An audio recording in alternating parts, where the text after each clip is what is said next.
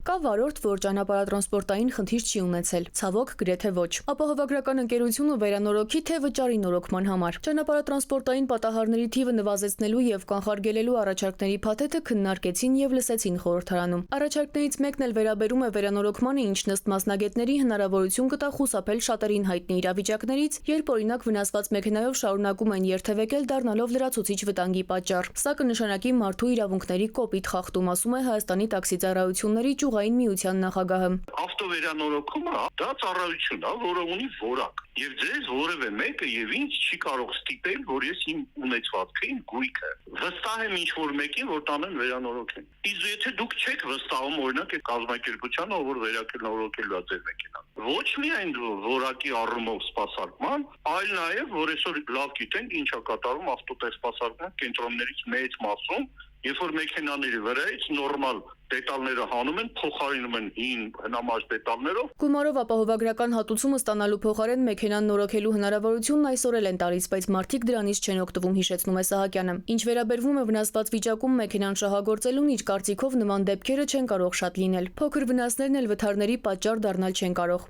Հիմա իրանք դրանով իսկ սարքելու են մի հատ մեծ խոհանոց, որտեղ ինչ ասես ինչի եփելու են։ Մարդիկ ընկնելու են կրակը դրանց ձեռքը, առանց այդ ժամկետների խնդիրները հələ չեմ էլ ասում, հա, որ իրանք մինչև այդ գումարները հատուցում են մարդկանց քթից բերում են, հիմա պատկերացրեք, որ մեքենայի վերանորոգում։ Ապահովագրողների բյուրոյի գործադիր տնօրեն Բաղինակ Եղազարյանն էլ համաձայնում է, որ մեծամասամբ նախընտրում են գումարով հատուցում ստանալ։ Ժամին պարզաբանեց, որ նախագիծը քննարկվում է, քանի որ շատերը կեղծ վթարներ են բեմադրում։ Գումարներ շորթում ապահովագրական ծառայությունից մեքենան էլ չեն նորոգում։ Լավագույն դեպքում էլ կիսատ են վերանորոգում, որ գումարն իրենց մնա։ Ինչ վերաբերվում է սեփական գույքը անհայտ մասնագետներին չվստահելուն, Պաշտոնյան ասում է, որ կարող են նորոգել իրենց ցանկացած մասնագետի մոտ, բայց այդ դեպքում վերահսկողությունն իրենք կիրականացնեն։ Եթե մենք գնում ենք համատարած վերանորոգման ճանապարհով, որը որ գնացել են շատ երկրներում, այդ դեպքում բնականաբար այդ շրջանակը